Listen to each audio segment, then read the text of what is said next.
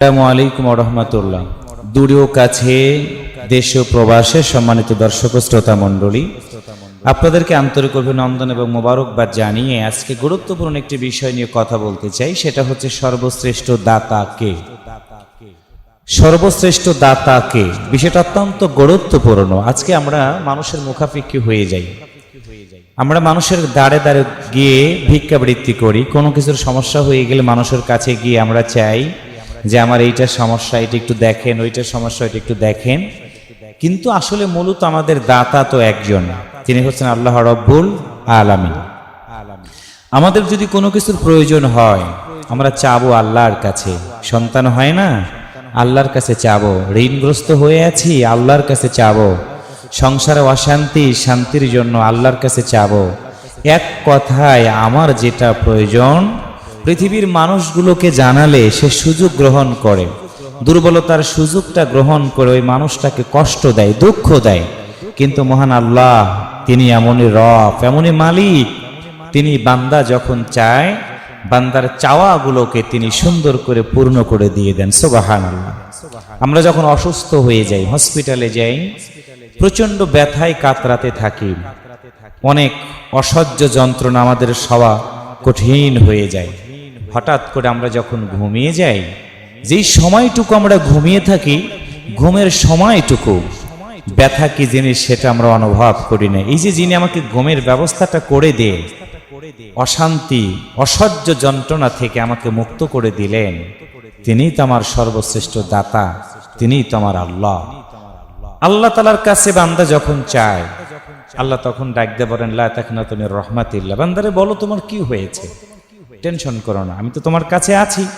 কিন্তু আমরা সেই কথাগুলোকে বাদ দিয়ে, আল্লাহ তাআলাকে বাদ দিয়ে, কেউ বাবার কাছে চাই, কেউ বিভিন্ন পীরের দরবারে গিয়ে আমরা চাই। মানুষ মরে গেছে, মরে যাওয়ার পরে নিজের আমল করার সব দরজা বন্ধ হয়ে গেছে, আমরা সেখানে গিয়ে কিছু চাচ্ছি। কি আশ্চর্য ব্যাপার! আল্লাহ তাআলা তো তিনি চিরঞ্জীব। আল্লাহু লা ইলাহা ইল্লা হুয়াল হাইয়ুল কাইয়ুম লা তা'খুযুহু সিনাতু ওয়া লা নাউম। তিনি চিরঞ্জীব, তার কাছে আমাদের চাওয়া উচিত। কিন্তু আমরা সেইটা না চেয়ে বান্দার কাছে চাওয়ার কারণে দেখবেন আজকে আপনার সাথে বন্ধুত্ব আছে, অনেকগুলো কথা সুন্দর করে বন্ধুর সাথে শেয়ার করলেন, এক সময় আপনার সাথে একটু বন্ধুত্বের দূরত্ব হয়ে গেল। দেখবেন ওই বন্ধুটা আপনার নিজের জীবনের যতগুলো কথা আপনি বলেছেন সবগুলো কথা অন্য মানুষের কাছে বলে দিয়ে সামাজিকভাবে আপনাকে সমস্যার ভিতরে ফেলে দিবে। এটা হচ্ছে মানুষের চরিত্র। কিন্তু আল্লাহ তাআলা দেখুন, অনেক মানুষ জেনা করে, অনেক মানুষ অপরাধ করে, অনেক মানুষ খারাপ কাজ করে, কিন্তু আল্লাহ কি কখনো কাউকে বের করে দিয়েছেন তার জমিন থেকে? মানুষ নামাজ পড়ে না, রোজা করে না, আল্লাহকে ডাক দেয় না, কিন্তু আল্লাহ তাআলাকে তার রিজিক বন্ধ করে দিয়েছে? না, দেয়নি। তিনিই তো আমার আল্লাহ। আল্লাহ তাআলাই তো বলেছেন, আল্লাহু গফুরুর রহিম, বান্দার আমি ক্ষমা করে দিব, তুমি আমার কাছে চাও। অপরাধ করেছে, আমার কাছে চাও। তোমার কোনো কিছু যদি প্রয়োজন হয় তাহলে আমার কাছেই চাও, আমি আল্লাহ তোমাকে দিয়ে দিব।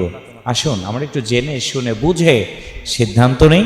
আমাদের যদি কোনো কিছু চাওয়ার প্রয়োজন হয় একমাত্র আল্লাহ তাআলার কাছেই চাবো, তিনিই হচ্ছেন সর্বশ্রেষ্ঠ দাতা। আসুন আমরা একটি বিষয় থেকে, একটি হাদিস থেকে আমরা জেনে নিই আল্লাহ রাসূল সাল্লাল্লাহু আলাইহি ওয়াসাল্লাম কেমন করে আল্লাহ তাআলাকে সর্বশ্রেষ্ঠ দাতা ভেবেছেন। আবদান রহমাতুল্লাহ আলাই ও বিশ্বর ইবনে মুহাম্মদ রহমাতুল্লাহ আলাই ইবনে আব্বাস রাদিয়াল্লাহু তাআলা আনহু থেকে বর্ণিত, তিনি বলেন রাসূলুল্লাহ সাল্লাল্লাহু আলাইহি ওয়াসাল্লাম ছিলেন সর্বশ্রেষ্ঠ দাতা।